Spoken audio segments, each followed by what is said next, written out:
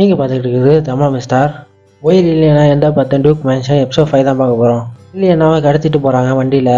அவளை கடத்தினது வேறு யாரும் இல்லை, முன்னாள் ஃபியூச்சர் ஹஸ்பண்டாக இருந்த ஃப்ரான்சிஸ் தான். ஃப்ரான்சிஸ் நினைக்கிறான் எல்லாம் என்னோட தப்பு தான், நான் எப்பவுமே பணத்துக்காக பொண்ணுங்களை யூஸ் பண்ணிப்பேன். அப்போ தான் என் ஜாக்கோட தங்கச்சி என்கிட்ட மாட்டினா, அவளையும் பணத்துக்காக யூஸ் பண்ணலான்னு நினைக்கும் போது அவள் வேற மாதிரி இருந்தா. ஜாக்கோட தங்கச்சி கட்டினா என்னதான் கட்டணும்னு ஒத்த கால நின்னா, இல்லைன்னா தற்கொலை பண்ணிப்பேன்னு சொல்லி தற்கொலை பண்ணிக்கிட்டா அவள். ஜாக் தங்கச்சி தற்கொலை பண்ணுறத நேர்லேயே பார்த்துட்டான் ஜாக்கு.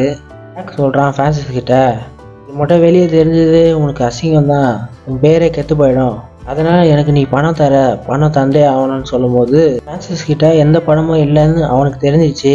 அதனால் ஜாக் ஒரு ஆஃபர் கொடுக்குறான், நீ லில்லியனாவை வசியம் பண்ணித்தனா உனக்கு காசு நிறைய கிடைக்கும், அவங்க அப்பா பணக்காரரு, இந்த நிலைமைக்கு வந்ததுக்கு ஜாக்கோட தங்கச்சி தான் காரணம் அப்படின்னு ஃப்ரான்சிஸ் நினைக்கிறான்.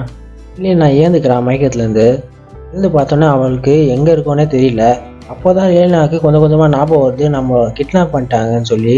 லில்லியனா கத்தி பார்க்குறா, யாருமே அவளுக்கு உதவி பண்ண வரல. ஜாக்கு சொல்கிறான், நீ எவ்வளோ கத்தியோ பிரயோஜனம் இல்லை, இங்கே யாருமே இருக்க மாட்டாங்க, இது ஒரு காடு, நம்ம காற்று பகுதியிலலாம் ட்ராவல் பண்ணிக்கிட்டு இருக்கோம். லில்லியனா சொல்கிறா, நோவா வந்து என்னை காப்பாற்றுவான்னு சொல்லும் போது ஜாக்கு கோவம் வந்துல லில்லியனா கழுத்துலேயே கத்தி வைக்கிறான். அதை பார்த்த லில்லியனால என்னை மன்னிச்சிடு, நான் தெரியாமல் சொல்லிட்டேன். ஜாக்கு அப்போ தான் கோவம் குறைஞ்சி கத்தி எடுக்கிறான். ஜாக்கு சொல்கிறான், இப்போ தான் நீ அழகாக இருக்க, இந்த மாதிரியே பேசு, இல்லைன்னா உன்னை நான் கொன்னுடுவேன். இல்லைன்னா வேறு வழி இல்லாமல் அவன் சொல்கிறபடியே கேட்டு உட்காந்துடுறா.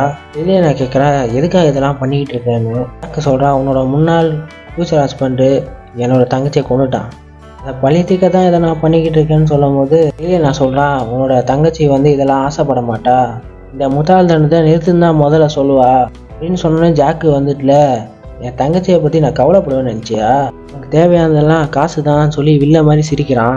இல்லைன்னு பார்த்தீங்கன்னா வண்டி நின்றுடுச்சு, 2 பேரும் வெளியே போய் பார்க்குறாங்க. அதுக்கப்புறம் தான் தெரியுது சக்கரம் வந்து இந்த மணல் சரிவில் மாட்டிக்கிச்சு. ஜாக்கு சொல்கிறான் ஃப்ரான்சிஸ் கிட்ட, இல்லையா தப்பிக்காமல் நீ தான் பார்த்துக்கணும்னு சொல்கிறான். இல்லையா கிட்ட போயிட்டு சொல்கிறான், நீ நல்ல புள்ள மாதிரி என்னை நீ கல்யாணம் பண்ணிக்கிட்டா இந்த பிரச்சனையே வந்துடுன்னு சொல்லும் போது இல்லையா நான் சொல்கிறேன், உன்னை கல்யாணம் பண்ணிக்கிட்டு நீ என்னை விஷத்தால் கொள்றதுன்னு நான் பார்த்துன்னு இருக்கணுமா. ஃப்ரான்சிஸ்க்கு அப்படியே ஷாக் ஆகிடுச்சு, உனக்கு எப்படி தெரியும்னு சொல்லும் போது இல்லையா ஃப்ரான்சிஸ் மேலே போட்டுட்டு ஒரே குத்துட்டு அங்கேருந்து தப்பிச்சு ஓடிடுறா. அவள் இல்லையா காட்டுக்குள்ளே ஓட 2 பேரும் தொத்திட்டு வராங்க.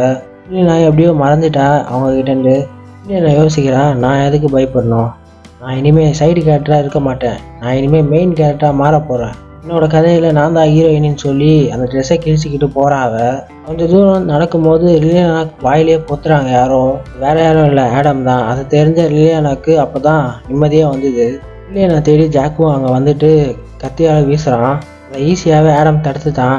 ஜாக் கையில் கத்தி இல்லாமல் சரண்டர் ஆகிட்டான். ஜாக் சொல்கிறான், இப்போ நீங்கள் என்னை கைது பண்ணி கொண்டு போனாலும் என்னை கொல்ல மாட்டாங்க, ஏன்னா நான் நோபல், அதனால் நீங்கள் வந்து என்னை இங்கே கொல்றது தான் நல்லது. ஆனால் ஆடம் என்னை இப்போ கொல்லனா கொலகாரன் ஆகிடுவானே அப்படின்னு சொல்லும் போது நான் யோசிக்கிறா.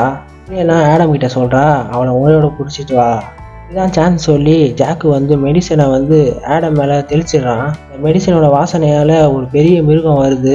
ஜாக் அங்கேருந்து தப்பிச்சிட்டான். இப்போ ஆடமும் லில்லியனாவும் மாட்டிக்கினாங்க அந்த மிருகத்துக்கிட்ட.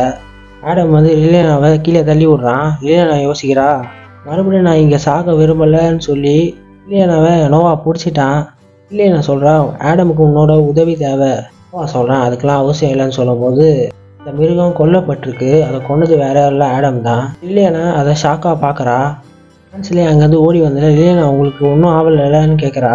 இல்லையானால ஒன்றும் ஆவலைன்னு சொல்கிறா. ஆல்ரெடி நோவோட ஆளுங்க ஜாக்கை கட்டி போட்டாங்க. இல்லையா சொல்கிறா, இதுக்கெல்லாம் காரணம் ஃப்ரான்சிஸ் ப்ரோக்கு தான், இப்போ எல்லாருமே ஃப்ரான்சிஸை தான் தேடிக்கிட்டு இருக்காங்க. நோவோட ஆளில் ஒருத்தன் சொல்கிறான் ஃப்ரான்சிஸ் கிடச்சிட்டான்னு சொல்லி. இல்லையானா நோவா கிட்ட துப்பாக்கி இருக்கிறத பார்த்துட்டு அதை பிடுங்கி இல்லையா ஃப்ரான்சிஸ் பக்கத்தில் இருக்க மரத்தை சொல்கிறா. ஃப்ரான்சிஸ் பயந்து அங்கேயே உட்காந்துட்டான். இல்லையா நான் சொல்கிறேன், என்னோட காதல் வாழ்க்கை நீ வராமல் இருந்ததுன்னா எனக்கு இந்த மாதிரி நடந்திருக்காதுல்ல. யாக்கையும் ஃப்ரான்சிஸையும் கட்டி போட்டு கூட்டின்னு போகிறாங்க. இல்லையானா நோவாவும் மற்றவங்களும் குதிரையில் போகிறாங்க. இல்லையானா ரொம்ப நன்றி சொல்கிறான். நோவா பரவாயில்ல இருக்கட்டும்னு சொல்கிறான். நோவா யோசிக்கிறான், இவன் என்னை பிளாக்மெயில் பண்ணவ, செத்துட்டானா எனக்கு தானே நிம்மதி, எனக்கு எது கோவம் வந்தது, இதை கிட்னாப் பண்ணது கேட்டதுக்கப்புறம். நோவாவுக்கு ஒன்றுமே புரியல.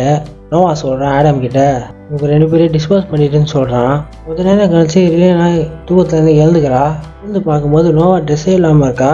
இல்லையானா ஷாக் ஆகிறா. அதோட இந்த எபிசோட் முடியுது. இந்த வீடியோ பிடிச்சா லைக் ஷேர் கமெண்ட் பண்ணுங்கள். சேனல் புதுசாக நீங்கள் சப்ஸ்கிரைப் பண்ணுங்கள், அப்போ தான் நான் போகிற எல்லா வீடியோ நோட்டிஃபிகேஷன் வரும்.